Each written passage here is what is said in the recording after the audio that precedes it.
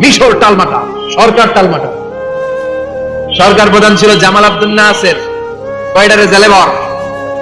এখন হকের কথা বললেই জেলখানা আছে না নাই? সাইদ কুতুব শাহিদের জেলখানায় ভরা হলো। ওনারে জেলখানায় ভরার পরে আন্দোলন আরো 3 গুণ বেড়ে গেল। কায়রোর রাস্তায়, মিশরের রাস্তায় রাস্তায় ইসলাম প্রেমিক, কোরআন প্রেমিক যুবকদের আন্দোলন। পুরো আন্দোলনে মিশর কেঁপে উঠল। মিশর ব্যাপী আন্দোলনের গণজোয়ার। সরকারের অবস্থা খারাপ। সরকার এবার ঘোষণা দিল সাইয়েদ কুতুব শাহিদ মিশরের যুবকদেরকে আন্দোলনে ঠেলে দেওয়ার কারণে তাকে মৃত্যুদণ্ড দেয়া হলো। ফাঁসি। যুগে যুগে কোরআনের পক্ষে যারা, এদের কাছে ফাঁসির রশি আছে না নাই? কিন্তু এই ফাঁসির রশিকে তারা থোড়াই কেয়ার করে, চিল্লায় বলেন ঠিক কিনা? ফাঁসি। সাইয়েদ কুতুব শাহিদের ফাঁসির রায় দেয়া হলো। আদালত থেকে ফাঁসির রায় বহাল রাখা হলো। যেদিন ফাঁসি দেওয়া হবে তার 1 ঘন্টা আগের ঘটনা।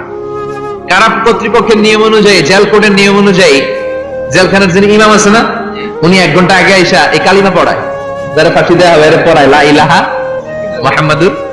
তো সাইয়েদ কুতুব শাহিদকে কালিমা পড়ানোর জন্য ইমাম সাহেব আসছে। ফাঁসির বাকি কয় ঘন্টা, এসে বলে সাইয়েদ কুতুব